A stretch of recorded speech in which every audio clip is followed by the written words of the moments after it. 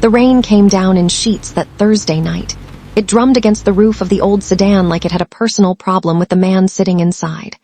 Marcus Reed sat completely still behind the wheel. His hands were in his lap.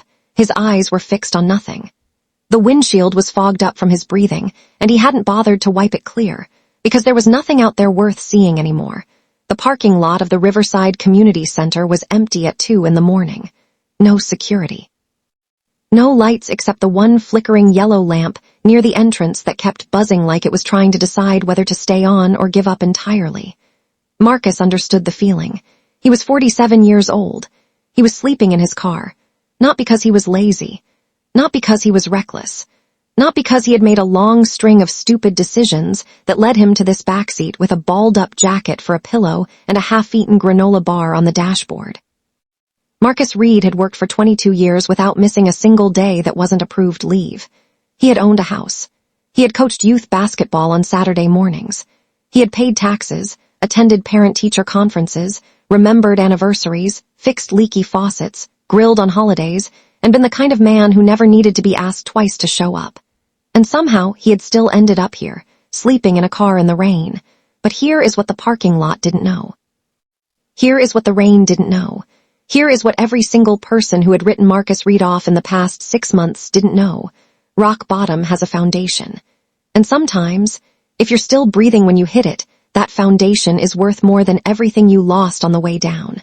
But to understand how Marcus Reed ended up in that parking lot on that rainy Thursday night, we have to go back. All the way back to the morning the first domino fell. And once it started falling, it didn't stop for a long, long time. The morning of November 14th started like every other morning. Marcus was up at 5:45. Coffee on by 5:50. Out the door by 6:30. He had worked at Meridian Manufacturing for 22 years, longer than some of his colleagues had been adults. He started as a floor supervisor straight out of a 2-year technical program, worked his way up through every department, and eventually landed as operations director, managing over 120 employees across 2 shifts. He wasn't the flashiest man in the building. He wasn't the loudest voice in the room. But when something broke down, when a deadline was impossible, when the numbers didn't add up, people called Marcus Reed. Because Marcus Reed always found a way. He parked in his usual spot, grabbed his badge, said good morning to the security guard whose name was Terrence and who always smelled faintly of cinnamon. And then he walked into the building like he had walked into it 4,000 times before, except this time his assistant met him at the elevator with a look on her face that Marcus had never seen there before. "They want you upstairs," she said quietly. "Right now." Marcus frowned slightly. "I have the shift report at 7. Marcus. She said his name like it was fragile. "Go upstairs." He went upstairs. The conference room on the executive floor had 3 people in it. The new regional director, whose name was Preston Hale and who had been with the company for 11 months. A woman from Human Resources named Sandra who Marcus had met twice at company events. And a man in a gray suit that Marcus did not recognize at all. There was a cardboard box on the table. Marcus looked at the box. The box looked back at him. "Have a seat, Marcus," Preston said. Marcus sat down slowly. His brain was already running the math, already adding up the details, the box, the HR woman, the stranger, the elevator, the look on his assistant's face, and arriving at an answer he refused to accept. "As you know," Preston began, straightening a paper that didn't need straightening, "Meridian was acquired by Garrison Holdings last quarter." Marcus nodded. He knew. Part of the transition involves restructuring the operational leadership across all divisions. Preston cleared his throat. "After careful review, the decision has been made to consolidate the operations director role with regional management." Room was very quiet. "We're eliminating your position, Marcus," Sandra said. Because Preston couldn't quite finish the sentence himself, Marcus sat very still. 22 years. 22 years of showing up early and leaving late. 22 years of covering for other people's mistakes, training people who eventually outranked him, staying loyal when headhunters called with better offers. 22 years of his best years, his strongest, sharpest, most energetic years, poured into that building like water into the ground, gone in less than 10 minutes. "Security will escort you out," Preston said. Those 4 words, "security will escort you out," like he was a threat, like he might steal something on the way to the parking lot. Like 22 years of loyalty meant he needed a babysitter to carry his cardboard box to his car. Marcus picked up the box. He didn't say anything. He didn't cry. He didn't argue. He walked to the elevator with a security guard 3 steps behind him, and he got in his car, and he sat there in the parking lot while the rain started coming down. And his hands would not stop shaking. He sat there for close to an hour. Long enough for the parking lot to fill up with people who still had jobs to go to. Long enough to watch his colleagues walk past his car without looking in his direction. Long enough to realize that the building he had given the best years of his life to had already moved on. He was still sitting there when his phone rang. The screen lit up with Diana's name, and for one brief second, Marcus felt relief wash over him, because Diana was his wife, his partner. The woman he had built a life with over 20 years of marriage. The woman who was supposed to be his soft place when the world got hard. He answered. "Hey, baby," he said. His voice was steadier than he felt. "We need to talk," Diana said. Something in her tone made his stomach drop. Not the words married people said those words all the time. It was the temperature of the words, the way they arrived cold and flat like she had been practicing them. "Can it wait until I get home?" Marcus asked. "No," Diana said. Silence. Then she said something that changed his life forever. "I'm leaving."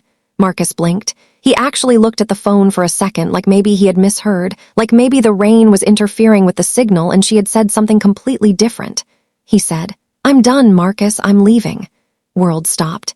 He asked her what she was talking about. She said she couldn't keep living like this. It reminded her, and he almost laughed saying it because the timing was so impossible that he had just lost his job that morning, less than an hour ago. The ink on the termination letter was barely dry. "Exactly," Diana said. That single word hit him like a physical blow, not "I'm sorry." Not "we'll get through this together." Not even "what happened." Just exactly. Like his losing his job was not a crisis that needed her support, but a confirmation of something she had already decided. And that was when Marcus understood something. His wife wasn't shocked. She sounded relieved, like a woman who had been waiting for a reason. Like a woman who already had a plan. Like a woman who had not been fully present in their marriage for longer than Marcus had been willing to notice. "There's somebody else," Marcus said. He didn't ask it. He said it because he already knew silence, and silence was all the confirmation he needed. "Long?" he asked. More silence. "Diana." His voice dropped low. Quiet and controlled in a way that was more frightening than yelling. "How long?" 8 months, she said. 8 months. 8 months while he was working doubles to cover a staffing shortage. 8 months while he was planning their anniversary trip. 8 months while he was coaching Chase's recreational basketball team on weekends. 8 months while he was being the best husband he knew how to be. His wife had been building another life. "Kids are coming with me," Diana said. "No," Marcus said immediately. His voice cracked on the word. "No, Diana." "They've already decided. They're my children." "They don't want to struggle," Diana said, like struggling was something Marcus had chosen, like a man losing his job after 2 decades of loyalty was a character flaw rather than a corporate decision made by people in suits who didn't know his name. The call ended shortly after. Marcus sat in that parking lot for another 40 minutes, unable to move. Unable to understand how a man could lose his entire life in a single morning. If you've ever experienced a moment where everything you built just collapsed at once, drop a comment below. Because Marcus Reed's story is about what happens after the collapse, and it is going to change the way you think about starting over. Stay right here. When Marcus finally drove home, a moving truck was parked outside. He sat in his car for a moment, staring at it. Then he got out and walked to the front door, which was standing open, and stepped inside his own house. The living room was half empty. The couch was gone. The family photos were gone from the walls, leaving clean rectangular shadows on the paint where they had hung. The kitchen table, the one Marcus had carried up 2 flights of stairs when they moved in, was gone. The bookshelves were stripped. The entertainment center sat alone in the corner like it had been left behind by accident. Marcus walked through each room slowly. His daughter Zara was in the hallway, packing the last of her things into a duffel bag. She was 23 years old and she would not look at him, not directly. She kept her eyes on her bag and her movements quick and efficient, like if she just stayed busy enough she wouldn't have to feel anything. Marcus stood in the hallway and watched her. "Zara," he said softly. She zipped the bag, slung it over her shoulder, and walked past him without a word. His son Chase was in the kitchen, leaning against the counter with his arms crossed and his jaw tight. Chase was 21, and he had his mother's eyes and his father's stubbornness, and right now he was looking at Marcus like Marcus was the one who had done something wrong. Then Diana appeared. She walked out of the master bedroom wearing clothes Marcus didn't recognize, looking like a woman who had been preparing for this moment for quite some time. And beside her, standing in Marcus's living room in Marcus's house, wearing an expensive navy suit and looking completely comfortable, was a man tall, silver at the temples, polished in the way that takes money to maintain. Marcus looked at him, then looked at Diana. The man extended his hand with a smile that had no warmth in it whatsoever. "Raymond," the man said. "Raymond Cole." Marcus looked at the outstretched hand. He looked at it for a long moment. Then he walked right past both of them into the kitchen, opened the cabinet where he kept his coffee mugs, took one down, and stood there holding it because it was the only thing in the house that still felt like his. He heard Diana sigh behind him. The kind of sigh that says you're being dramatic without using any words. By midnight, everyone was gone. Diana, the kids, Raymond Cole, the movers, the furniture, the laughter, the smell of Sunday breakfast, the sound of Chase's music drifting down the hallway. The life Marcus had spent 20 years building, gone. Marcus sat down on the living room floor. The hardwood was cold under him. The house echoed when he breathed. Every room that had ever been full of noise was now completely silent, and the silence was so heavy it had weight. And for the first time in his adult life, Marcus Reed cried, not quietly, not with dignity. He sat on that cold floor in that empty house, and he cried like a man who had lost everything. Because he had the weeks that followed were brutal in a way that is difficult to describe to someone who hasn't lived it. Every morning Marcus woke up with purpose. Every evening he came home carrying rejection like luggage. "We're looking for someone younger. You're overqualified for this position. We've decided to go in a different direction." 100 applications, then 200. The savings account drained faster than he expected. Mortgage, car note, utilities, insurance, credit cards, all of it still arriving every month like clockwork, completely uninterested in his circumstances. Then came the foreclosure notice. Marcus stood on the sidewalk on a Tuesday afternoon and watched a woman with a clipboard walk through the front door of the house he had owned for 14 years. She smiled at the architecture. She made notes about the square footage. She had no idea she was standing inside someone's entire life. The house sold 2 months later for less than what Marcus owed on it, which meant he walked away from 22 years of mortgage payments with debt on top of loss. He moved into a small apartment on the south side. 2nd floor. Elevator that worked on Tuesdays and Thursdays. Walls thin enough to hear his neighbors argue about whose turn it was to do dishes. But it was his, and he paid the first month's rent, and he told himself it was temporary. Then the unemployment checks ran out. Then the rent went up. Then Marcus found himself doing the math on a Thursday afternoon, really doing the math, the honest math, subtracting everything he owed from everything he had, and arriving at a number that meant he could not afford to stay in that apartment for another 30 days. That was the Thursday he ended up in the parking lot of the Riverside Community Center, with a balled-up jacket for a pillow, and a granola bar on the dashboard. He had been sitting in that car for 3 hours when the knock came. He was not asleep. He was not crying. He was just existing. Staring at the rain on the windshield, and trying to figure out how a man gets from 22 years of dedicated service to sleeping in a parking lot without making one single decision that felt wrong at the time. The knock was soft. 2 taps on the passenger window. Marcus tensed. He looked over. An old man stood outside in the rain. 70s, maybe. Gray beard, close-cropped. A worn jacket that had seen better decades. He was soaking wet, and he was pointing at the passenger seat with an expression that was more polite request than demand. Marcus stared at him for a moment. Then something, instinct, loneliness, or the simple fact that this man looked about as harmless as a man standing in the rain at 2 in the morning could look, made Marcus reach over and unlock the door. The old man climbed in. Water dripped from his jacket onto the seat. He settled in, let out a long breath, and looked around the interior of the car with the calm curiosity of a man who had seen stranger things. "Appreciate it," the old man said. "Sure," Marcus said. They sat in silence for a moment. The rain continued its argument with the roof. Then the old man looked at Marcus and said, "Bad night." Marcus laughed. It came out short and dry and completely without humor. "Bad year," he said. The old man nodded slowly. Like that was a complete sentence, and he understood every word of it. "I'm Elijah," the old man said. "Marcus." Another silence, comfortable somehow. The kind of silence that doesn't need to be filled. Then Elijah asked something simple. Something so simple it almost didn't land at first. "You eating?" he asked. Marcus looked at the granola bar on the dashboard. Elijah followed his gaze. Then he reached into his jacket pocket and pulled out a slightly squashed but completely intact sandwich wrapped in wax paper and set it on the dashboard next to the granola bar without saying another word about it. Marcus looked at the sandwich, then looked at Elijah. "I'm not taking your food," Marcus said. "It's not an offer," Elijah said pleasantly. "I already ate." Marcus didn't say anything for a moment. Then quietly he picked up the sandwich. They talked for over an hour after that. About life and failure, and the particular kind of exhaustion that comes not from working too hard, but from trying too hard in a world that doesn't always reward effort the way it should. Marcus talked more than he had talked to anyone in months.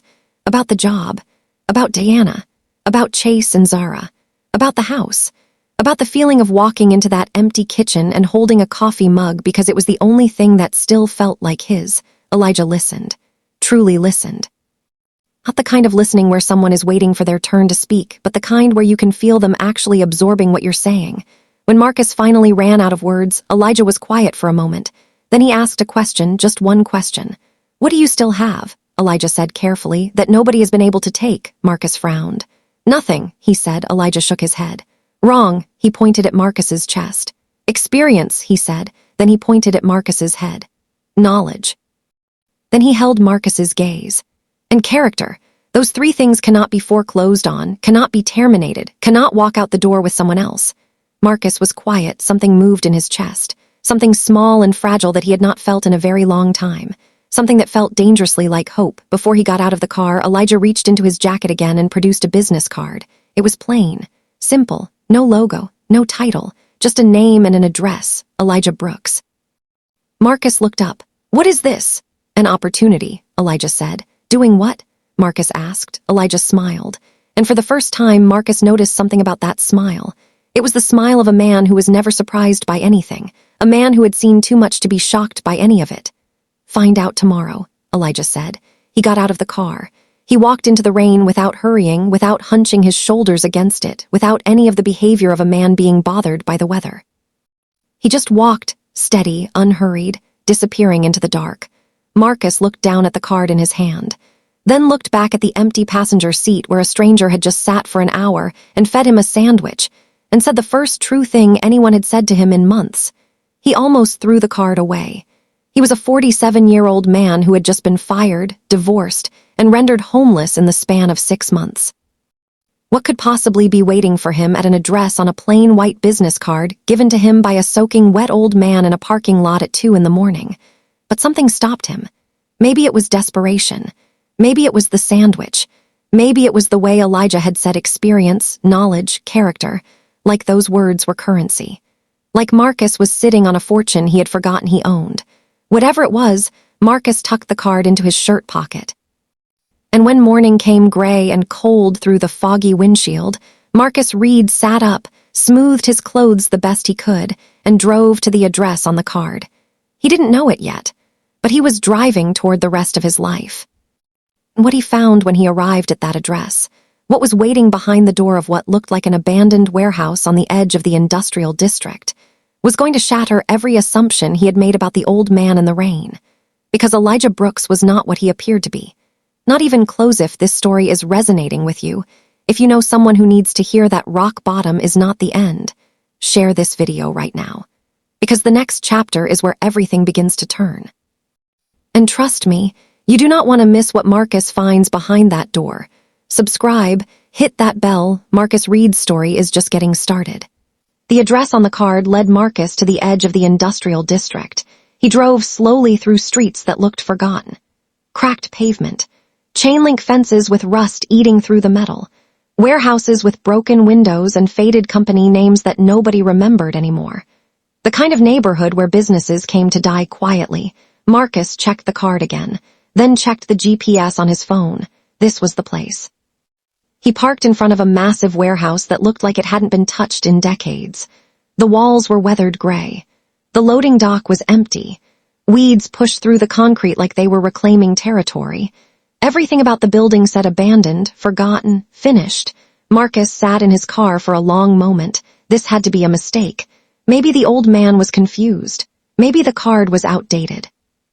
Maybe Marcus had driven 40 minutes across town to look at a building that had been empty since before he was born, and the only thing waiting for him was the drive back to that parking lot where his car had become his bedroom. He almost turned around, but something made him get out of the car anyway. Something made him walk toward the entrance. Something made him reach for the door handle, even though every logical part of his brain was telling him this was a waste of time.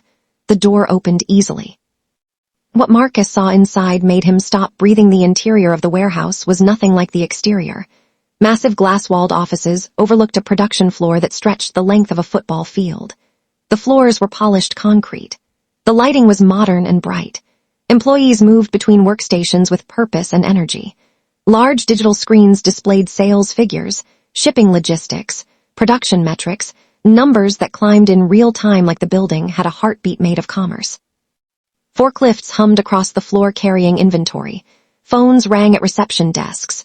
A woman in a tailored blazer walked past Marcus with a tablet in her hand, not even glancing at him, like strange men wandering in from the street was perfectly normal.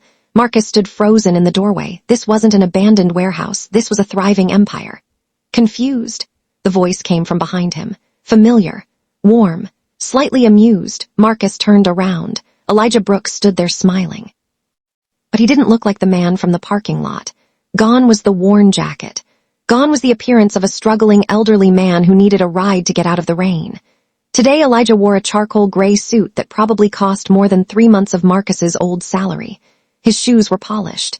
His posture was different, not the posture of a man asking for shelter, but the posture of a man who owned the building he was standing in. Because he did. Marcus stared at him. "You own this?" Marcus asked. Elijah chuckled. "This building," he said, "and the two behind it, and about 30% of the commercial real estate on this side of the district." Marcus couldn't form words. The homeless-looking man who had knocked on his car window in the rain. The man who had offered him a squashed sandwich and asked him about his life. The man who had listened to Marcus pour out his entire story of failure and loss without judgment. That man was a millionaire, possibly much more. "Why didn't you tell me?" Marcus finally asked. Elijah's expression softened. His eyes held something that looked like wisdom earned through pain.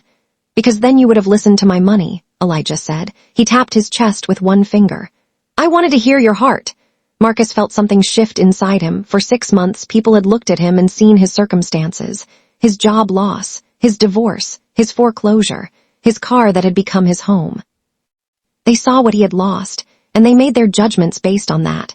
Elijah was the first person who looked past all of it, the first person who saw him, not his situation, him, and somehow that realization hurt almost as much as it healed. Elijah led Marcus upstairs to a corner office that overlooked the entire production floor. The walls were covered with photographs, business awards, magazine covers, pictures of factories and warehouses and community centers. Images of ribbon cuttings and charity events and smiling employees holding oversized checks. One photograph in particular caught Marcus's attention.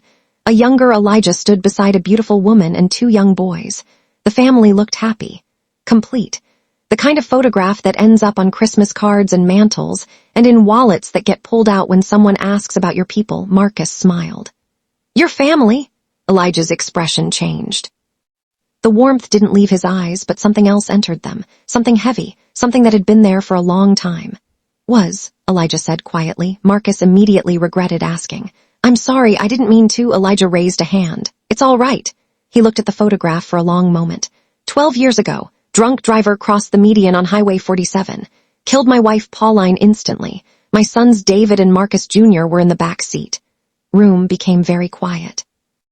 Marcus felt his stomach drop, not just because of the tragedy, although that alone was devastating, but because of the name, Marcus Jr. This man had lost a son with his name. "I'm sorry," Marcus said again, because there was nothing else to say. Elijah nodded slowly. "I spent 2 years after that not living, just existing. Stopped running the company, stopped answering calls, stopped caring whether I woke up in the morning or not." He turned to face Marcus directly. "But eventually I learned something, the hardest truth about grief." Marcus waited. "World keeps moving," Elijah said. "Whether you're ready or not, whether you've healed or not, whether you think it's fair or not, the sun comes up, the bills arrive, time passes, and you have 2 choices. You can stay frozen in the moment that broke you, or you can find a reason to take the next step." The words landed heavily, because Marcus knew exactly what he meant. While Marcus had been suffering, his mortgage company had still expected payment. Time had still passed. His children had still grown. His wife had still moved on. The world had not paused to let him catch his breath. It never does.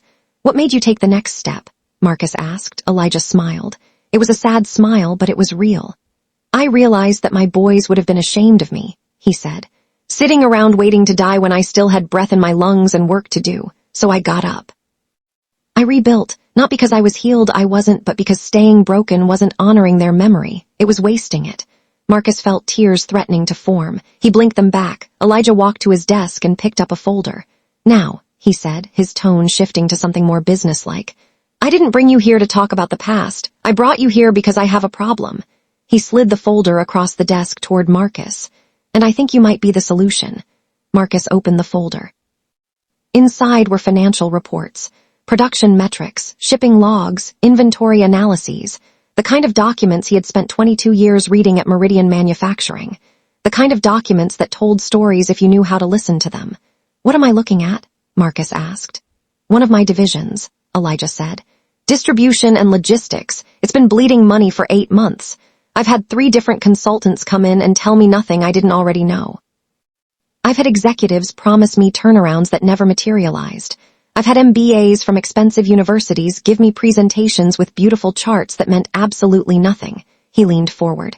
"What I haven't had is someone who actually knows how to run an operation, someone who has spent real years on real floors solving real problems." He pointed at Marcus. "Someone like you." Marcus shook his head. "Mr. Brooks." Elijah. Marcus closed the folder. "I appreciate what you're trying to do, but I think you've got the wrong man. I've never owned a business. I've never run a company. I'm 47 years old and I'm sleeping in my car. That's not exactly the resume you're looking for." Elijah smiled, the kind of smile that said he had been expecting this exact response. "You managed operations for 22 years, Elijah said. "That's different. You supervised over 100 employees across multiple shifts. You reduced production waste by 18% in your 3rd year and maintained that efficiency for over a decade." Marcus stopped talking, because he hadn't told Elijah that. He hadn't mentioned specific numbers. He hadn't talked about percentages or metrics or any of the details that Elijah was now reciting like he had memorized a file. "Do you know that?" Marcus asked slowly. Elijah's smile widened. "I do my homework, Marcus. Before I knocked on your window last night, I already knew who you were. I already knew your history. I already knew what you were capable of, even if you've forgotten it yourself." Marcus stared at him. "I wasn't looking for you by accident," Elijah continued. "I was looking for someone specific, someone who had the skills I needed, someone who had been through enough to understand what really matters. Someone who hadn't let success make them arrogant or failure make them bitter." He pointed at the folder. "Open it again. Tell me what you see." Marcus hesitated. Then he opened the folder. He looked at the numbers, really looked at them.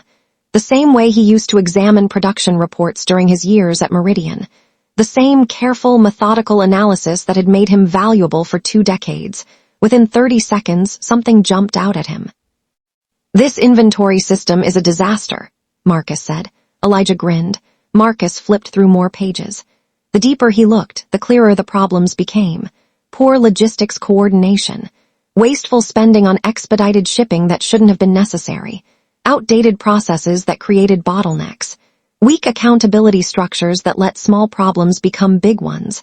After 20 minutes, Marcus had identified issues that 3 expensive consultants had apparently missed. When he finally looked up, Elijah was watching him with an expression of quiet satisfaction. Elijah said, "See what? You never lost your value, Marcus. You just forgot you had it. If you've ever felt like your best days were behind you, if you've ever wondered whether you still had anything left to offer, keep watching.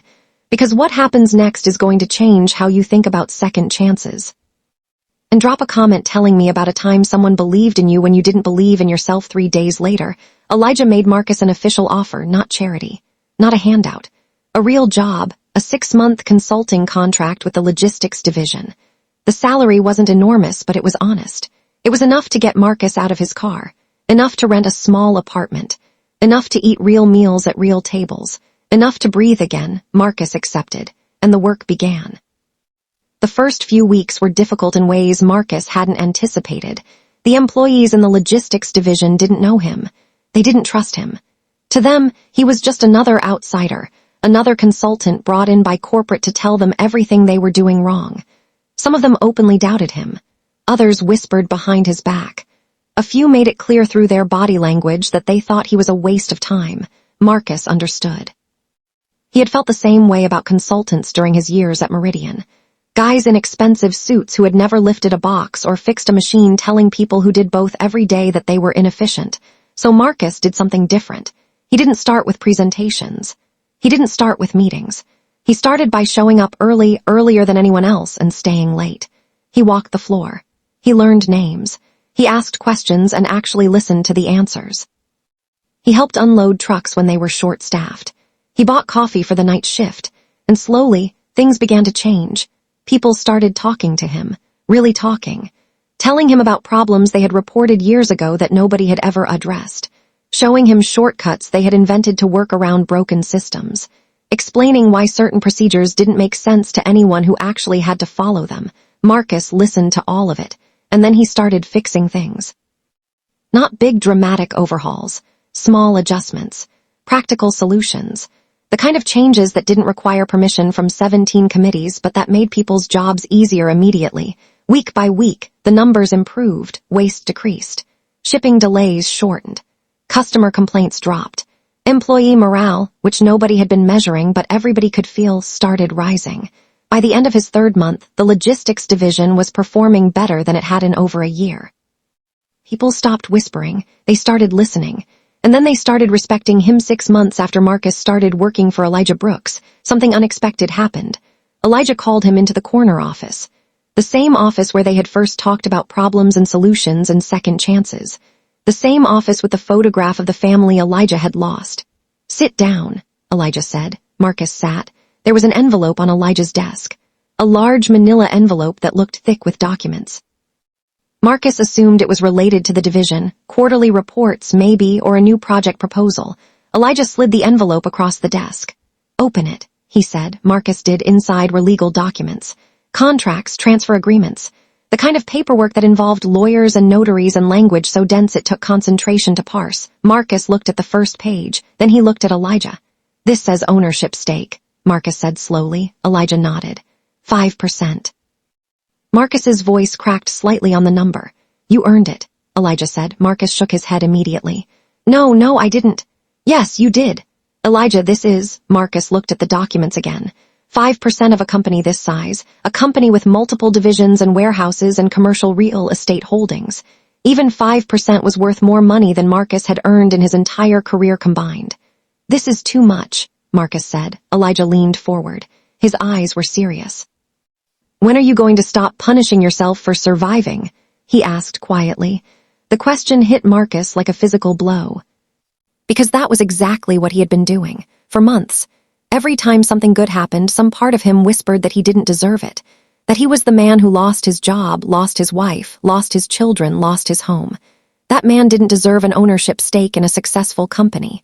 That man didn't deserve to rebuild. Elijah seemed to read his thoughts. "Not being rewarded for failing, Marcus," he said. "You're being recognized for rising. Those are very different things." Marcus felt tears in his eyes. He didn't try to hide them.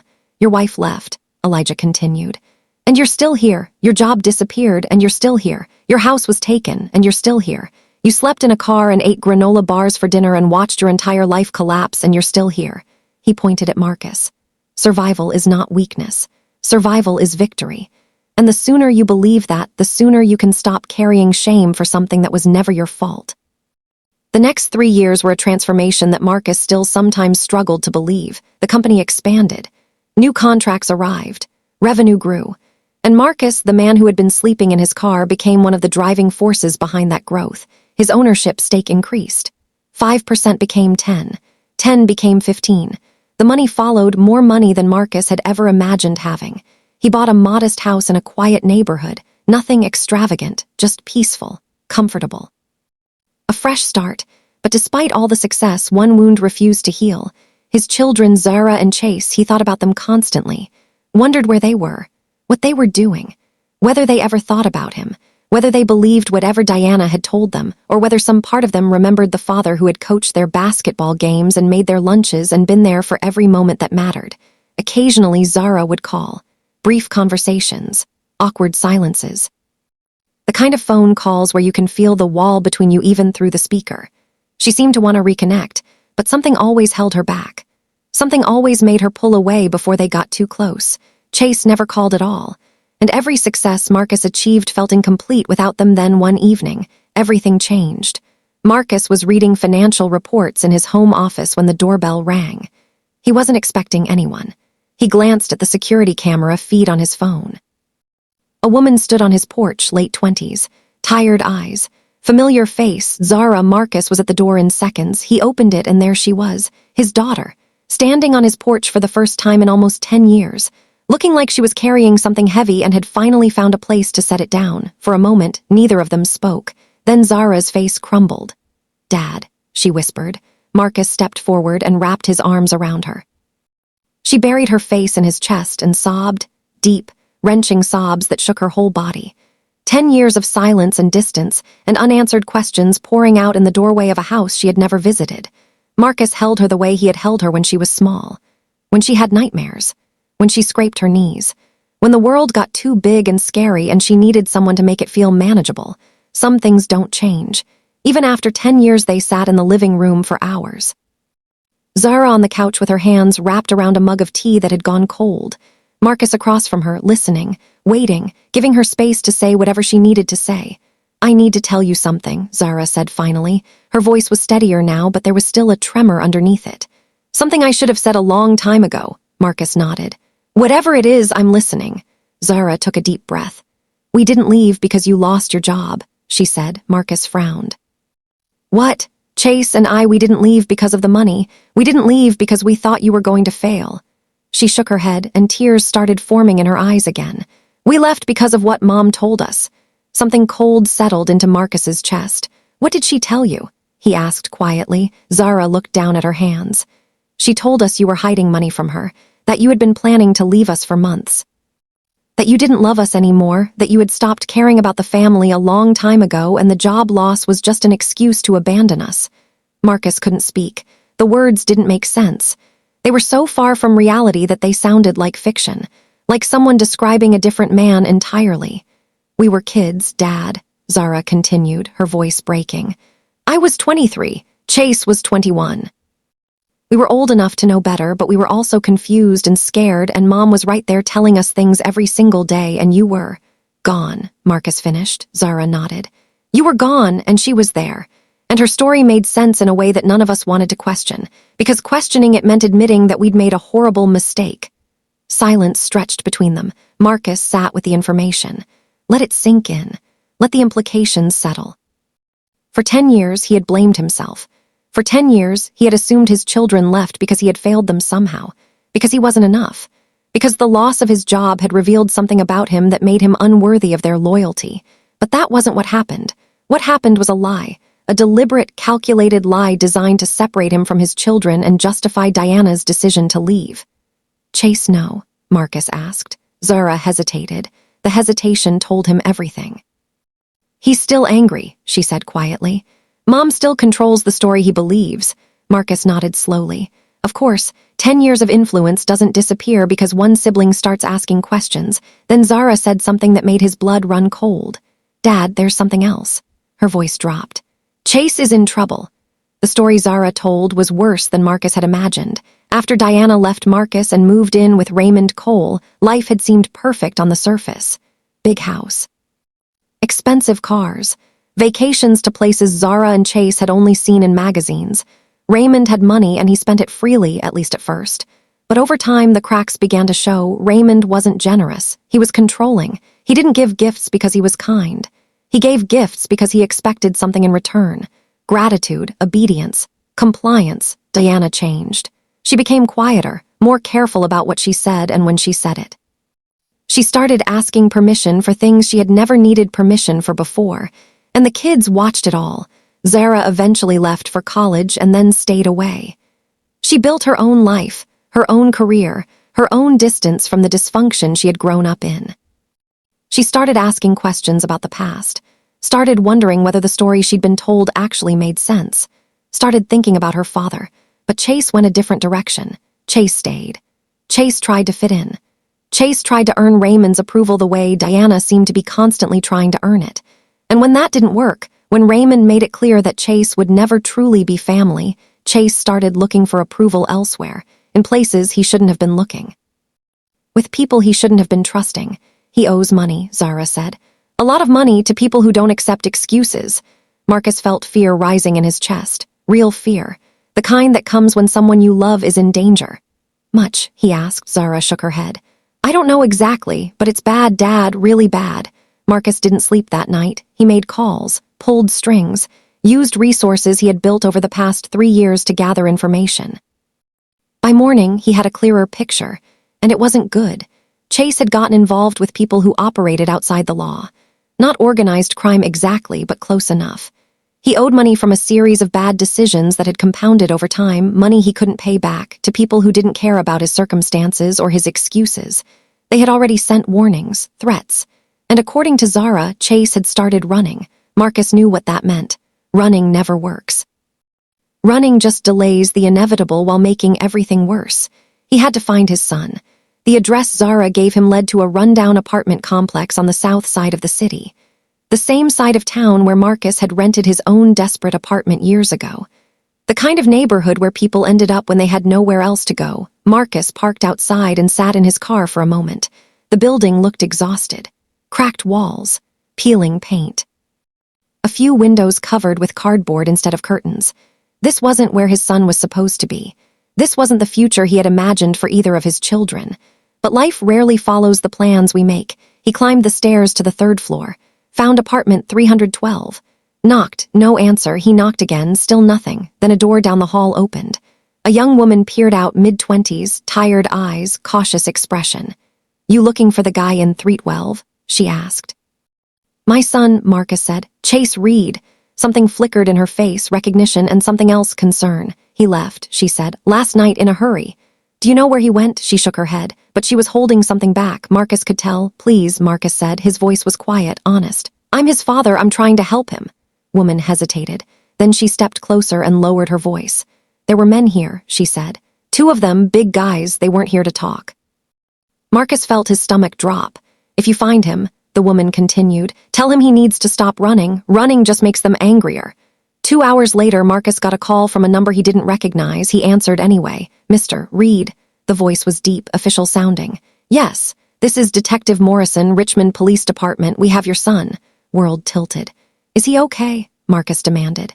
He's alive, the detective said, which wasn't the same as okay, but it was something. He was found near an abandoned warehouse on Industrial Boulevard. He's at Richmond General Hospital now. You should come. Marcus was in his car before the call ended. The hospital smelled like disinfectant and fear. Marcus burst through the emergency room doors and found the information desk and said his son's name and was directed to a room on the 2nd floor where police officers stood in the hallway and nurses moved with quiet urgency. Chase was sitting up in a hospital bed when Marcus entered the room. He was alive. Thank God. Alive, but he looked terrible, bruised, cut above one eye, split lip. He was holding himself like his ribs hurt, and there was something in his expression that Marcus recognized from his own darkest moments. The look of a man who had hit bottom. For a long moment, father and son just looked at each other. 10 years. 10 birthdays. 10 Christmases. 10 years of silence and distance and lies standing between them. Then Chase's face crumbled. Dad, he whispered. And suddenly he wasn't a 24-year-old man who had made terrible decisions. He was a little boy who needed his father. Marcus crossed the room and sat beside him on the bed. I'm here, Marcus said. I messed up, Chase said. His voice cracked. I messed up so bad. I know. You don't even know half of it. Then tell me. Chase did. The story came out in pieces over the next hour. Lies Diana had told. The confusion that followed. The years of trying to fit into a life that never felt right. The desperate search for approval from a man like Raymond Cole who never intended to give it. The bad decisions that seemed small at first but compounded into disaster. Marcus listened without judgment, without lecturing, without saying I told you so or how could you or any of the things that might have felt satisfying in the moment but would have only made things worse, because he understood something. Chase wasn't evil. Chase wasn't irresponsible. Chase was lost, and lost people need direction more than punishment. When Chase finally finished talking, he looked at the floor, waiting for disappointment, waiting for criticism, waiting for his father to be everything his mother had claimed he was: cold, distant, uncaring. Instead, Marcus asked a simple question. "Are you done running?" Chase looked up, confused. "What? Are you done running?" Marcus repeated. Chase swallowed hard, then nodded. "Yeah," he said quietly. "I'm done." Marcus stood, extended his hand. "Good, then let's fix this." Chase stared at his father's hand for a moment, then he took it. And for the first time in 10 years, father and son were on the same side. This is the moment, this right here, where families break or heal.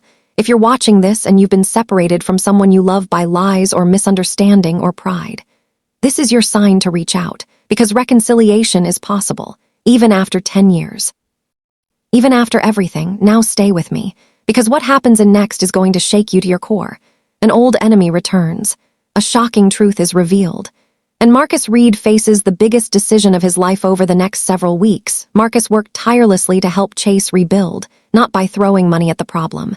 The debts were paid, Marcus made sure of that, but the real work was harder, teaching Chase responsibility, discipline, patience.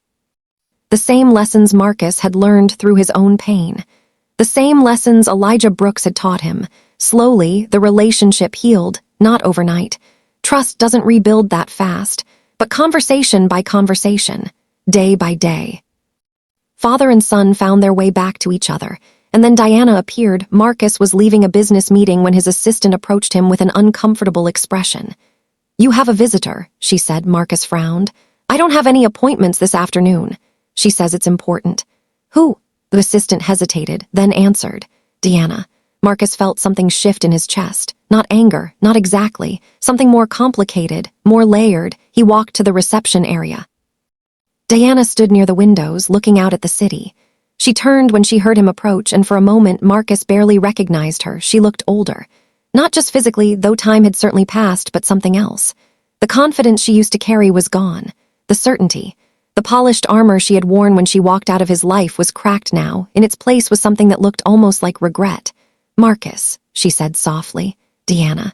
The formality felt appropriate. Because once upon a time, this woman had been his entire world. Now she felt like a stranger. She looked around the office, the elegant furniture, the successful company, the employees who greeted Marcus with genuine respect. Tears formed in her eyes because she finally understood something. The man she abandoned wasn't finished. He had only been beginning. "Owe you an apology," Diana said. Marcus remained silent, not because he wanted revenge, because some apologies deserve space. Space to be spoken fully.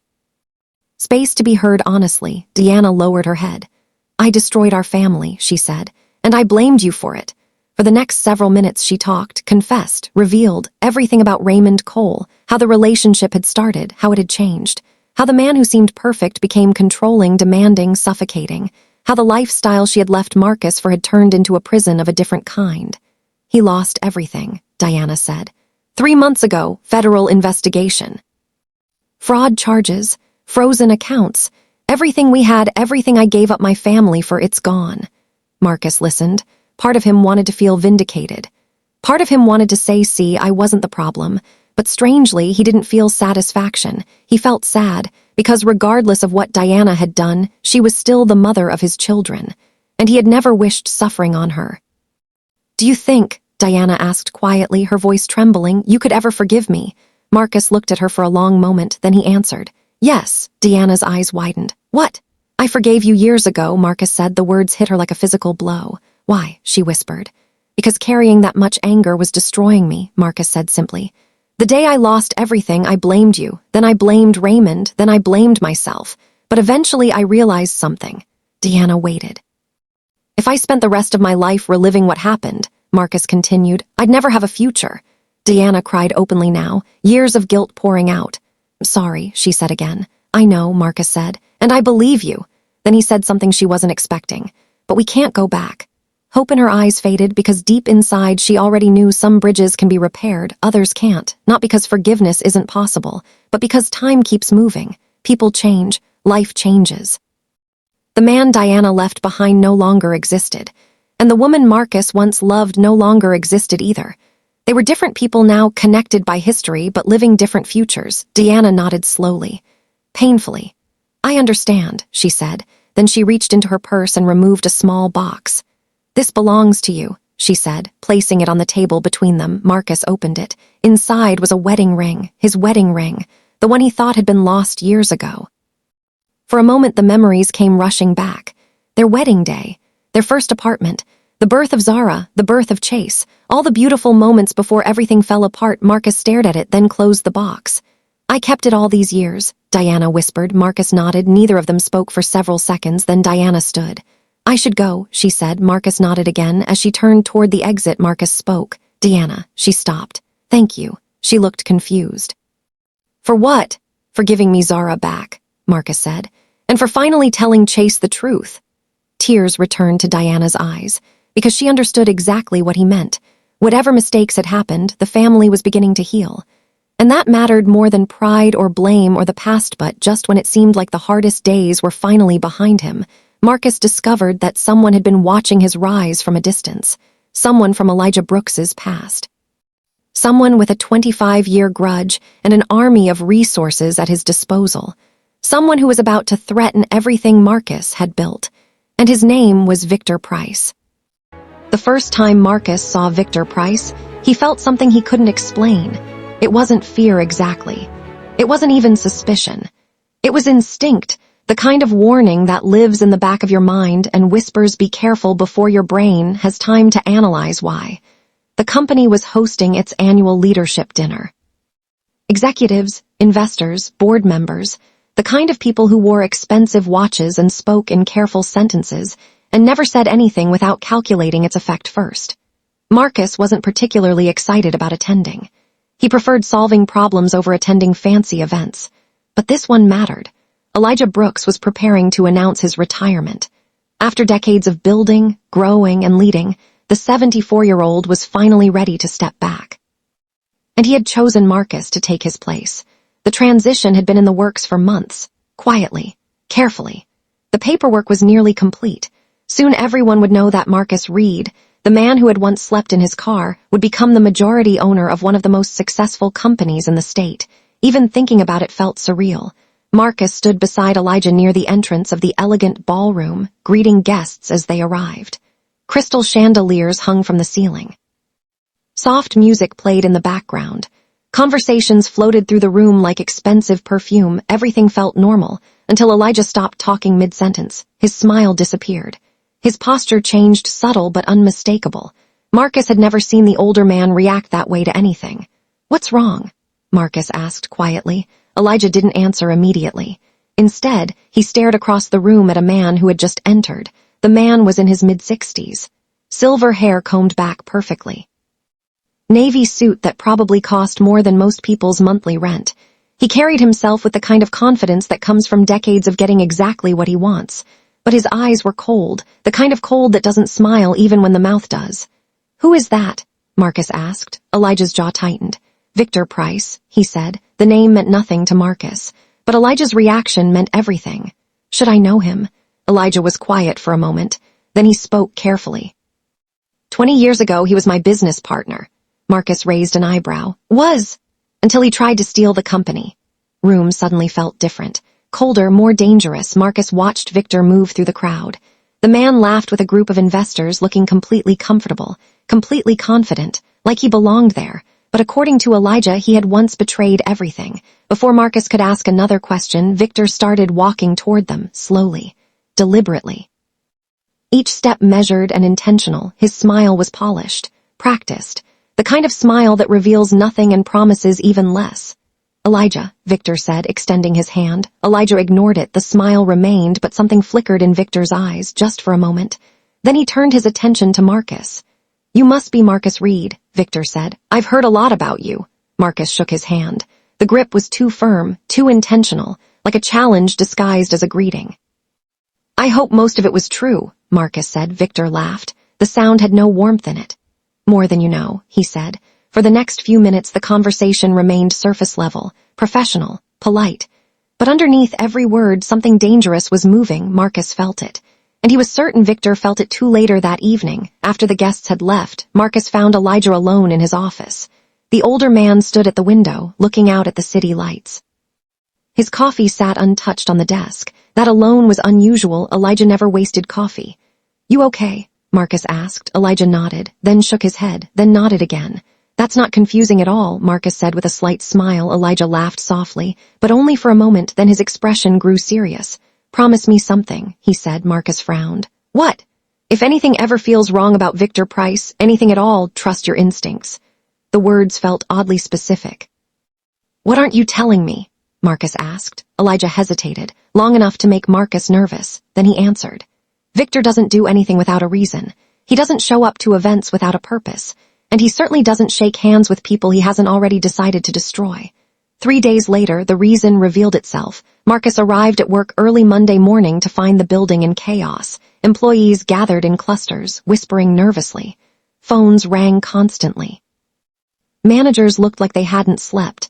Something was very, very wrong. Marcus found his assistant waiting for him with a pale face. "What happened?" he demanded. "The company database was breached overnight," she said. "Someone accessed confidential information, client contracts, financial projections, internal records, all of it." Marcus felt adrenaline surge through his body. "Who did it?" She shook her head. "We don't know yet." Next 48 hours were chaos. Cybersecurity teams worked around the clock. Investigators arrived. Emergency meetings filled every schedule. The press started asking questions. Clients started asking questions. Everyone wanted answers that Marcus didn't have yet. But through all of it, one name kept circling in his mind. Victor Price. Maybe it was coincidence. Maybe not. But his instincts wouldn't let it go. Then the breakthrough came. A forensic investigator entered Marcus's office carrying a report. The expression on his face said everything. "We found something," he said. Marcus leaned forward. "What?" The investigator placed the report on the desk, then pointed to a name. Marcus stared. His blood ran cold. The company responsible for the cyber attack was a shell corporation. Layers of protection. Hidden ownership. But when investigators dug deep enough, they found what was buried underneath. Victor Price. That evening, Marcus drove to Elijah's house. The older man opened the door, took one look at Marcus's face, and sighed heavily. "You found out," Elijah said. Marcus nodded. They sat in Elijah's living room for a long time without speaking. The fire crackled softly. Outside, the evening had turned dark and cold. Finally, Marcus broke the silence. "Why?" he asked. "Why now, after 20 years? Elijah stared at the flames. "Because some people never stop chasing what they believe was taken from them," he said. "And Victor believes I took everything from him." "You..." Elijah looked at Marcus. His eyes were heavy with decades of memory. "It's complicated," he said. Then he told Marcus the truth, the whole truth. A truth he had kept buried for 25 years. Victor Price and Elijah Brooks had been best friends once, not just business partners. Brothers in everything except blood. They had built the company together from nothing, 2 young men with a dream and a willingness to work harder than anyone else. But there was a third person involved in the beginning. Victor's younger brother, Daniel. Daniel was brilliant, the smartest person in any room he entered. While Victor handled the business side and Elijah managed operations, Daniel was the visionary, the innovator, the one who saw possibilities nobody else could imagine. According to Elijah, some of Daniel's early ideas became the foundation for the company's biggest successes. Then Daniel got sick, a sudden illness, aggressive, unstoppable. He died within months of the diagnosis, leaving Victor shattered and Elijah grieving the loss of someone he had considered family. But grief affects people differently. Elijah mourned and moved forward. Victor mourned and became consumed.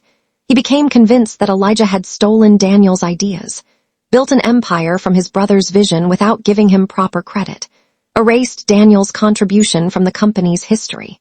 "That's not what happened," Elijah said quietly. "Daniel and I talked about everything. We planned the company together. He knew exactly what we were building and he wanted me to lead it. He told me that himself, weeks before he died." "Then why does Victor believe otherwise?" Elijah shook his head slowly. "Because grief doesn't care about facts. Grief looks for someone to blame. And Victor decided I was the villain in the story he needed to tell himself to survive losing his brother." The war between them had lasted years. Lawsuits, counterattacks, millions of dollars spent on lawyers and investigators and corporate battles that left both men exhausted. In the end, Elijah won, Victor lost everything, and he never forgave him. 25 years Victor has been waiting, Elijah said. Rebuilding, planning, watching. He looked at Marcus with something like sadness. But he's not coming after me anymore. I'm old. I'm retiring. I'm not the target. Marcus felt a chill run down his spine. He's coming after you, Elijah said. Because destroying you means destroying my legacy. Everything I built. Everything I hoped would outlast me. If you've ever faced an enemy who was smarter, richer, and more patient than you, someone who had been planning your downfall while you didn't even know they existed, then you understand what Marcus was feeling right now. Drop a comment and let me know. Have you ever been blindsided by someone you didn't even know was watching? The attack escalated faster than anyone expected. One Monday morning, Marcus arrived at headquarters to find chaos of a different kind. Reporters had gathered outside. Camera crews, journalists shouting questions. Social media was exploding with allegations. Someone had leaked confidential information to the press, but not random information. Carefully selected information. Documents taken out of context. Financial records presented without explanation. Quotes from old emails twisted to sound damning. The story being told was simple. Marcus Reed and Elijah Brooks were running a corrupt company that had been deceiving investors and clients for years. It wasn't true, not even close. But in the age of instant outrage, truth often loses the race to accusation. By noon, the company's stock had dropped nearly 20%. By evening, clients were calling to ask questions. Partners were demanding explanations. Board members were nervous, and Victor Price was watching from a distance, waiting to see his plan unfold. Marcus understood what was happening. This wasn't about winning a legal battle. Victor was too smart for that. He knew the information he leaked wasn't actually criminal, just embarrassing when presented the wrong way. He was trying to destroy confidence, create panic, force mistakes. Because emotional people make errors, and errors create opportunities, Marcus called an emergency meeting with the leadership team. The room was tense. People looked worried. Some looked ready to panic. Marcus stood at the head of the table, then did something nobody expected. He smiled, a small smile. Calm, controlled, one executive finally spoke up. "Why are you smiling? We're under attack." Marcus nodded. "Yes, we are." "Then shouldn't you be panicking?" Marcus shook his head. "No. Victor Price wants us to panic. He wants us to make emotional decisions that he can exploit.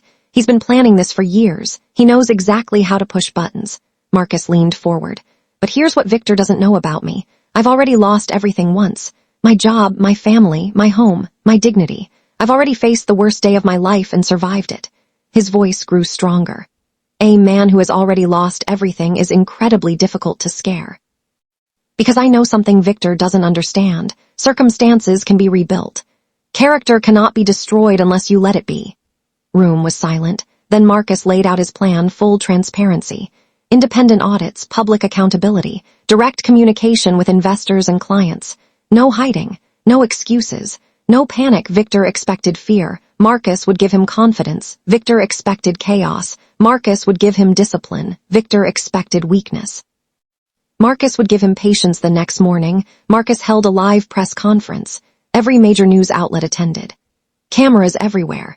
Journalists ready to pounce on any mistake, any hesitation, any sign of guilt. Marcus stood at the podium and looked directly into the cameras. For the next 45 minutes, he answered every question, calmly, directly, without deflecting, without attacking anyone, without hiding behind lawyers or corporate speak. One reporter asked the question everyone was waiting for. "Are you responsible for the allegations being reported?" Marcus paused, just for a moment, then he answered. "If we've done something wrong, we'll own it, we'll correct it, we'll make it right. But if we've done something right, if we've built something honest and valuable and meaningful, we won't apologize for it." Clip went viral. Millions watched.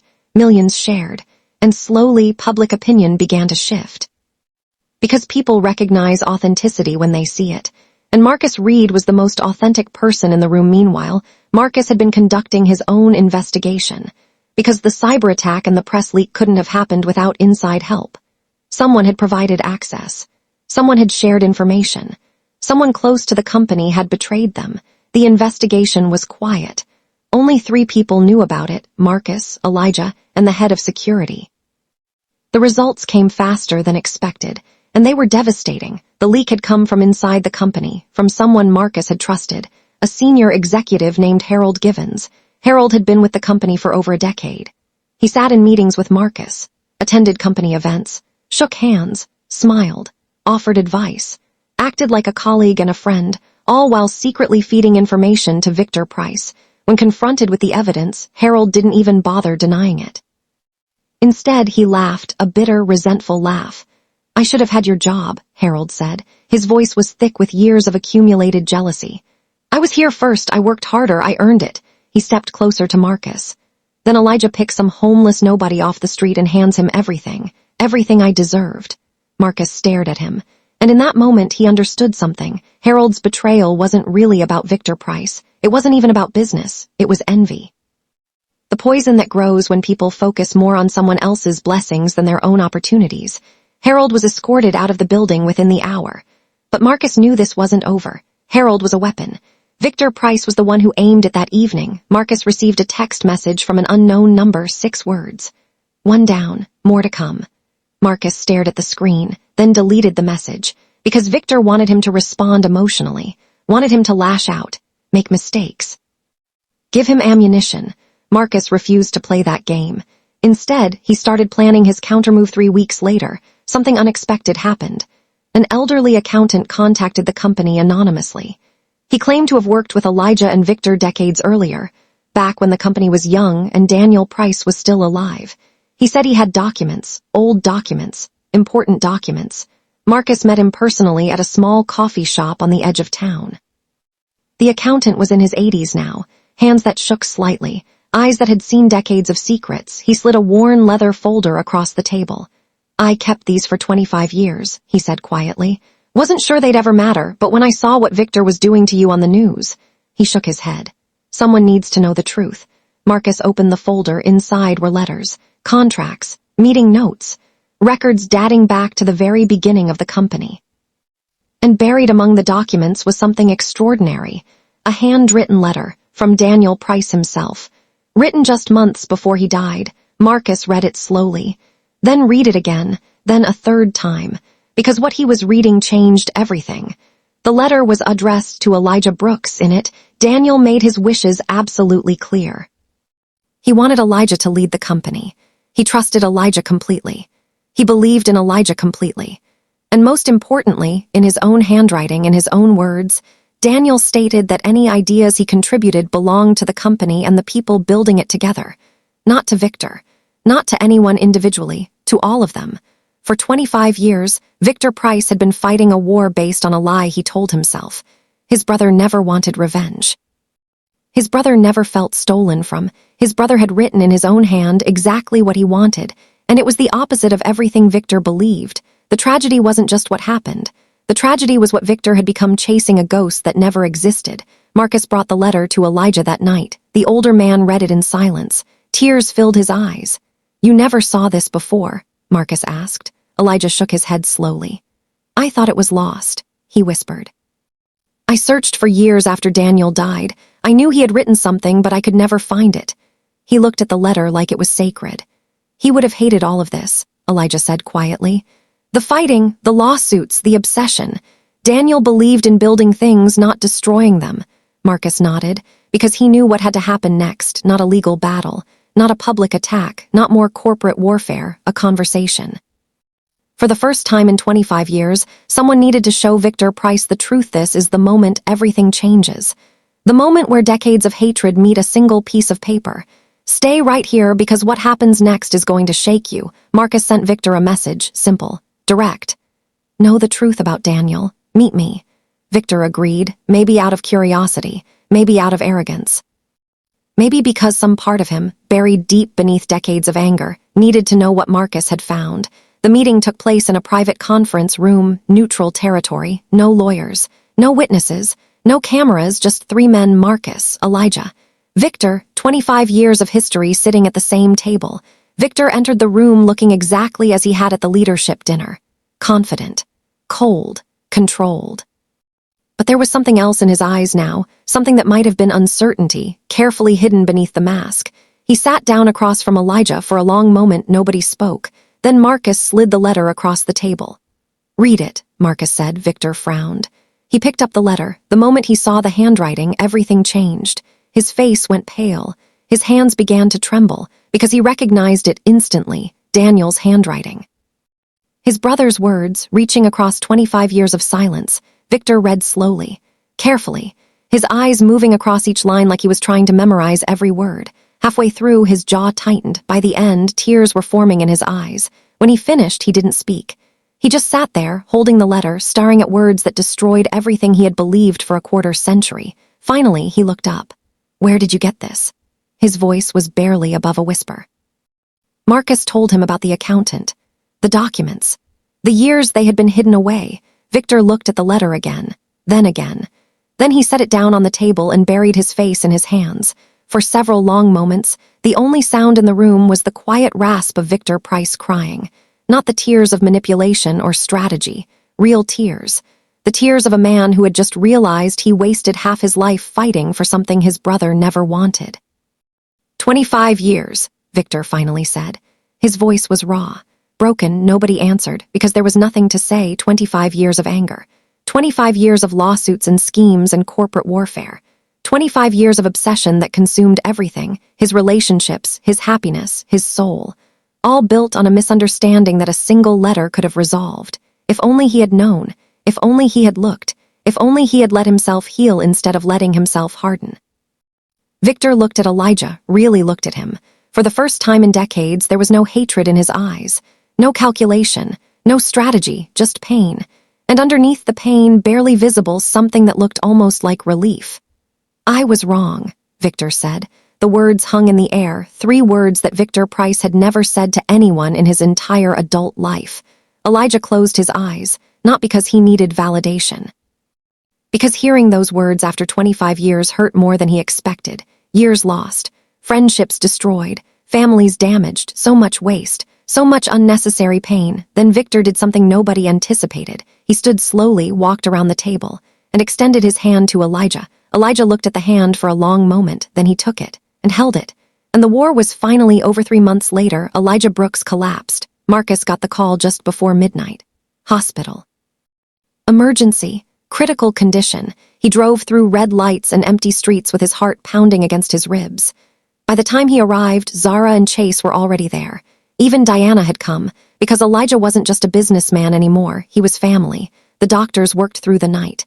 The family waited, prayed, hoped. Morning came, then afternoon, then evening. Finally, a doctor approached with an expression that Marcus had been dreading since the moment he answered the phone. "I'm sorry," the doctor said quietly. "We did everything we could." The words landed like stones dropped into still water. Elijah Brooks, mentor, leader, father figure, friend, gone. Marcus lowered his head, unable to speak, unable to move, unable to believe that the man who had changed his life, who had knocked on his car window in the rain and handed him a sandwich and asked about his heart, was no longer in the world. The funeral drew thousands, business leaders, employees, community members, politicians, families who had been helped by Elijah's quiet generosity over the decades. The church was packed. The streets outside were lined with people who couldn't fit inside. Marcus stood at the podium and looked out at the faces. Every single one represented a life that Elijah had touched, and somehow he had to find words to honor that. He took a deep breath, then he spoke. "Most people measure wealth by what they own," Marcus said. "The size of their house, the car in their driveway, the numbers in their bank account." He paused. Elijah Brooks measured wealth differently. He measured it by what he gave away. Room was silent. He gave opportunities to people who had been written off. He gave wisdom to people who were lost. He gave hope to people who had forgotten what hope felt like. Marcus felt tears forming. He didn't try to stop them. "Years ago, I was sleeping in my car. I had lost my job, my family, my home, my dignity. I had lost everything that I thought defined who I was." He looked out at the crowd. And then a man knocked on my window in the middle of a rainstorm. He didn't offer me money. He didn't offer me pity. He offered me a sandwich and a question. Marcus smiled through his tears. He asked me what I still had that nobody could take away. And when I couldn't answer, he told me experience, knowledge, and character. He said those things were worth more than anything I had lost. Marcus's voice cracked. He was right. He was right about everything. And I will spend the rest of my life trying to be worthy of the faith he placed in me. Service continued. But for Marcus, everything after that was a blur. Because saying goodbye to Elijah Brooks meant accepting that a chapter of his life was truly over. And a new one, the biggest one, was about to begin. The paperwork was finalized 2 weeks after the funeral. Marcus Johnson Reed officially became chairman and CEO majority owner, the face of the company, the steward of Elijah Brooks's legacy. The man who once slept in a parking lot now controlled an empire worth more than he could have imagined in his wildest dreams. But with that power came responsibility. And Marcus knew exactly how he wanted to use it. He created the Elijah Brooks Foundation, a charitable organization dedicated to helping people rebuild after losing everything: job training programs, emergency housing assistance, small business grants for people starting over, scholarships for students who had aged out of the foster system, mental health resources for people struggling to find hope. Everything Marcus had needed during his darkest days, and everything Elijah had believed in wrapped into a single mission. The foundation launched quietly at first, but within 2 years, it had helped thousands of people across the state. Then tens of thousands, then hundreds of thousands. Stories poured in from everywhere. A single mother who had lost her job and found a new career through one of the training programs. A veteran who had been homeless for 3 years and now owned his own small business. A teenager who had aged out of foster care with nothing and was now attending college on a full scholarship. Every story reminded Marcus of himself. Every story proved that rock bottom was not the end. Every story showed that second chances could change the world. Financial magazines started ranking the wealthiest people in the state. Year after year, Marcus climbed the list: 5th place, 3rd place, 2nd place. Then finally, 10 years after sleeping in his car, he reached the top, the richest man in the state. But when reporters asked how it felt, Marcus always gave the same answer: wealth isn't what you have, it's what you do with it. Because he never forgot where he came from. He never forgot the cardboard box the security guard watched him carry to his car. He never forgot the granola bar on the dashboard. He never forgot the empty house where he sat on the floor and cried. Those memories kept him humble. Those memories kept him hungry. Those memories kept him human. Life continued. Zara got married. Marcus walked her down the aisle with tears streaming down his face and joy bursting from his heart. A year later, she called him with news that made him collapse into a chair. "Dad," she said, her voice trembling with excitement. "I'm pregnant." 9 months later, Marcus held his granddaughter for the first time. Tiny fingers wrapped around his thumb. Tiny eyes looked up at him with wonder. Tiny heartbeat pressed against his chest. And in that moment, Marcus wasn't thinking about business. He wasn't thinking about money. He wasn't thinking about Victor Price or Diana or any of the battles he had fought over the years. He was thinking about legacy, the kind that can't be measured in dollars, the kind that lives on in the people you love and the lives you touch. Chase stood nearby, watching his father hold the baby with tears in his eyes. "You okay, Dad?" Chase asked. Marcus nodded. "Yeah," he said quietly. "I'm okay. More than okay." For the first time in his life, Marcus Reed felt complete. One Sunday afternoon, the entire family gathered at Marcus's house for dinner. Zara and her husband, the baby, Chase, his girlfriend, even Diana, everyone together, laughing, talking, arguing about sports and politics and whose turn it was to do the dishes. The kind of noise that fills a house with life. The kind of noise Marcus thought he would never hear again after that terrible day when the moving truck sat in his driveway and everything he loved walked out the door. After dinner, Diana stepped onto the back patio. Marcus followed. The evening sun painted the sky orange and pink. Children's laughter drifted from inside. The air smelled like barbecue and fresh-cut grass. For a while, neither of them spoke. Then Diana smiled softly. "You did it," she said. Marcus looked confused. "Did what?" She gestured toward the house, the family, the life. "Everything," she said. "You built all of this." Marcus smiled, then shook his head. "No," he said. Diana raised an eyebrow. Marcus looked toward the setting sun. "I lost everything," he said. "Then life gave me another chance." He paused. "The difference is this time I knew what mattered." Diana nodded slowly, because she understood, perhaps better than anyone, money comes and goes, success comes and goes, titles come and go, but people matter. Love matters, family matters, purpose matters. Those things endure. That night, after everyone had left, Marcus sat alone on his back porch. The house was quiet, the stars were bright, the air was cool and peaceful. On the small table beside him sat an old business card, worn edges, faded ink, simple design, the same card Elijah Brooks had handed him in that parking lot more than a decade ago. Marcus picked it up, held it carefully, then looked up at the stars. "Thank you," he whispered. The words floated into the night. Thank you for the pain that taught me what I could survive. Thank you for the lessons that made me who I am. Thank you for the people who stayed when everyone else left. Thank you for the second chance I almost didn't take. Thank you for everything." A gentle breeze moved through the yard. Marcus leaned back in his chair, closed his eyes, and smiled because the man who once believed his life was over had finally discovered the truth. Your worst day is not your final day. Rock bottom is not your burial ground, it's your foundation. The people who leave during your storm are not your people. The people who stay are your treasure. Forgiveness is not a gift you give to others, it's freedom you give yourself. And no matter how far you fall, no matter how much you lose, no matter how dark the night becomes, as long as you're still breathing, your story is not over. It's just beginning. If this story touched your heart, if it reminded you that starting over is always possible, if it gave you hope during a difficult season of your own life, share it with someone who needs to hear it. Because somewhere out there, someone is sitting in their car in the rain, wondering if they have anything left. And this story might be the knock on their window that changes everything. Subscribe to this channel. Hit the notification bell. And remember, you are not defined by your worst day. You are defined by what you do next.